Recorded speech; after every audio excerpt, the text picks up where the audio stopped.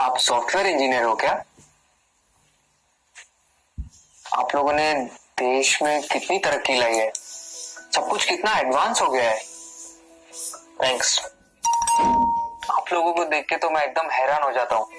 आप कंप्यूटर में अंदर कुछ कोड करते हो और बाहर दुनिया बदल जाती है।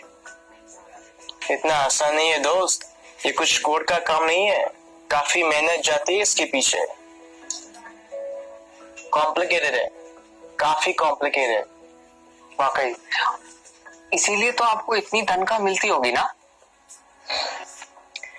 Why does everyone just sees the money in it? इसके पीछे की मेहनत कोई नहीं देखता। हम हिंदुस्तानियों की सोच ही छोटी है।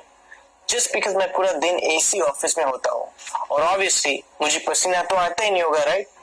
आप लोगों को ताकत यूज करनी होती है, हमें दिमाग लगाना होता है। ये बाल सफेद ऐसे ही नहीं होते।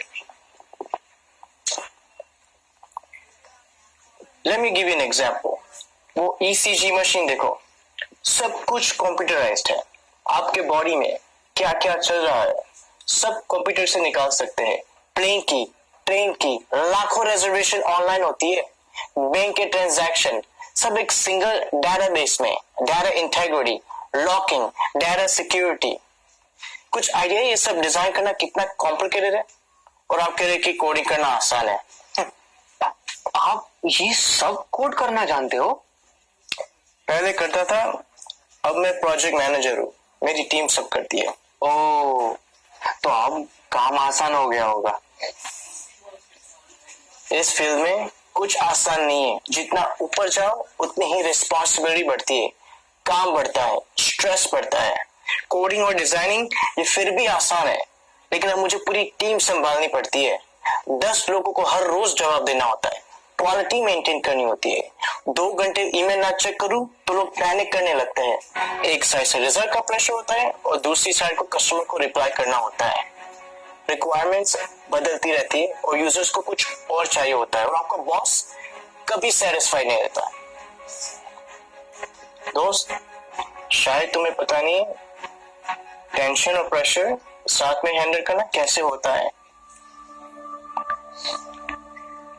मुझे पता है सर, टेंशन और प्रेशर दोनों साथ में हैंडल किया है। 6 साल पहले की बात है। हम लगभग 30 लोग रात के 3 बजे पॉइंट 4875 को कैप्चर करने के लिए बढ़ रहे थे। दुश्मन ऊपर से फायरिंग कर रहा था। अगली गोली किसके नाम पे लिखी थी पता नहीं था। उजाले से पहले हमें वहां पहुंचना था। वक्त काफी कम था हमारे पास। होश तो तब आया जब अगले दिन हम चोटी पर तिरंगा लहरा रहे थे और तब हम बचे 30 नहीं 4 लोग थे। हाँ, सुबेदार Sushant from 13 Jammu and Kashmir rifles on duty at 4875 in Kargil.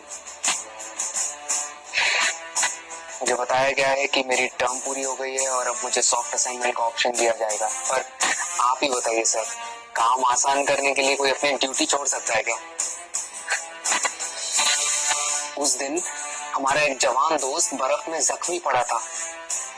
उस पर दुश्मन की गोलियां चल रही थी। हम सब बंकर के पीछे छुपे हुए थे। उसे बचाना मेरा कर्तव्य था और मैं उसे बचाने जाने वाला था, मगर मेरे कप्तान ने मना किया और कहा कि तुम नहीं जाओगे। मैंने इस यूनिफॉर्म में सबसे पहली कसम ये ली थी कि देश की सुरक्षा के बाद मेरे आदमियों की सुरक्षा सर्वोपरि है।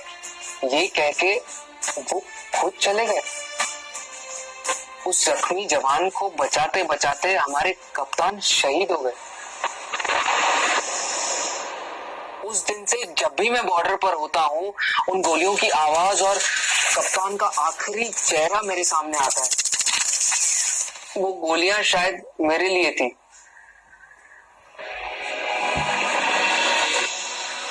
टेंशन और प्रेशर दोनों के साथ काम करना जानता हूँ। Sir, take this on. Yeah, sure. It was nice meeting you. Thank you for your service. Jai Hind. जय हिंद।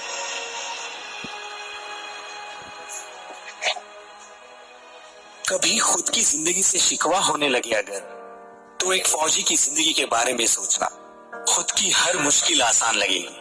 जो खुद की सांसें दांव पर लगाकर पूरे देश की सांसें चलाते हैं, हर वक्त जान हथेली पर होती है, फिर भी हमेशा मुस्कुराते रहते हैं, जिन्होंने डर को भी डराया है और देश के लिए जीना क्या होता है ये इन सरहद के पहरेदारों ने हमें सिखाया है। तो अगली बार जब कोई चुनौती तुमसे तुम्हारा सुख चैन छीनेगी, तो एक फौजी की जिंदगी के बारे में जरूर सोचना। खुद की हर मुश्किल आसान लगेगी,